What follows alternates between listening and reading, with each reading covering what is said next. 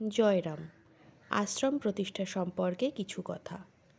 তুমি যাহা যাহা রহ তাহা বৃন্দাবন, তাহা যমুনা গঙ্গা সর্বতীর্থগণ। আশ্রম প্রতিষ্ঠায় শ্রী শ্রী ঠাকুর রামচন্দ্রদেবের দৈবশক্তির বিশেষ পরিচয় পাওয়া যায়। আশ্রম স্থাপনের অনুকূলে যেসব পারিপার্শ্বিক অবস্থার প্রয়োজন এই কৈবল্যধাম আশ্রমের পরিবেষ্টনীর মধ্যে প্রায় সমস্তই বর্তমান আছে। শ্রী চন্দ্রনাথ তীর্থবেষ্টনীর পরিধির মধ্যে বর্তমান পাহাড়তলির মনোরম স্থানকেই দেখামাত্র বুঝি দয়াময় ঠাকুর স্মরণ করিলেন।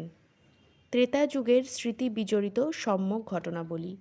তাহার পূর্বজীবনের রামাবতারের রাম সীতার বনবাসকালে তিনি অনুজ লক্ষণ ও লক্ষ্মী সীতা দেবীকে নিয়া এদিকে বিচরণ করিয়াছিলেন।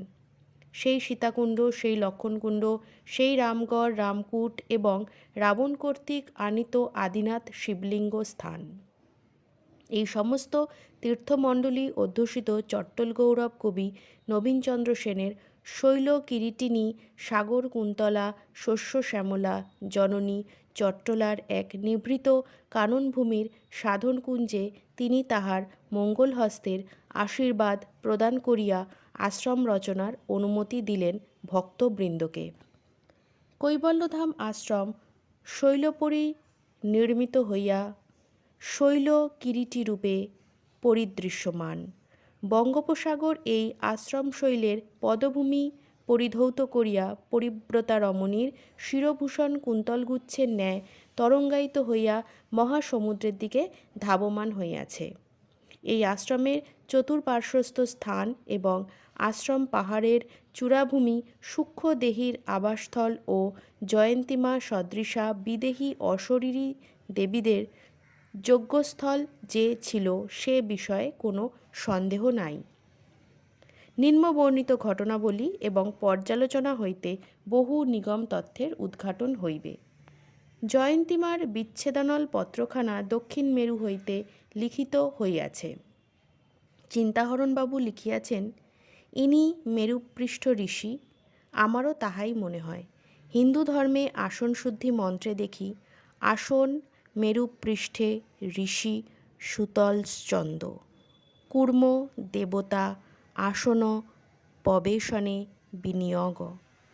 ঋষিরাও এইভাবে সূক্ষ্মদেহে চন্দ্রলোক, মরুপ্রদেশ, নক্ষত্রলোক পরিভ্রমণ করিতে পারেন, অদ্যাপি করিতেছেন। পূজা পার্বণাদি যাগযজ্ঞে পূজারীকে বিঘ্ন দূর করিয়া সমাহিত চিত্তলোকের জন্য আসন শুদ্ধ করিয়া বসিতে হয়। আশ্রমও একটি আসন। এখানে স্বীয় স্বার্থলাভের পণ্ডশ্রম নাই। এখানকার কায়িক ও মানসিক শ্রম দুর্লভ, নিঃস্বার্থ, জীব মঙ্গলজনক ঈশ্বরপ্রেম লাভের শ্রম। এই শ্রম ব্যর্থ যায় না। ইহাতে কামনা বাসনার গন্ধ নাই। কর্মসন্ন্যাস ইহার সাধনা। এই আশ্রম আসনে বসনে মহাপুরুষও যোগী। ভোগীর লাঞ্ছনা অপনদের জন্য শ্রী ভগবানকে এই আসনে বসিয়া সাধনার দ্বারা সাধকগণ গোলক হইতে ভূলোকে টানিয়া আনেন। অতএব এই আশ্রম প্রতিষ্ঠার সময় মেরুপৃষ্ঠ ঋষি রূপে জয়ন্তীমা যে বহু পূর্বে আসন শুদ্ধির বিধান রচনা করিয়া দিয়াছিলেন, তাহাতে বিশ্বাস না করার কোনো কারণ দেখি নাই। বিশেষত এই স্থান কলিকালের একটি শ্রেষ্ঠ তীর্থ। চন্দ্রনাথ তীর্থের সীমার মধ্যে চন্দ্রশেখর পর্বতশ্রেণীর একাংশ স্থিত। এখানেই কৈবল্যধাম রচিত হইল।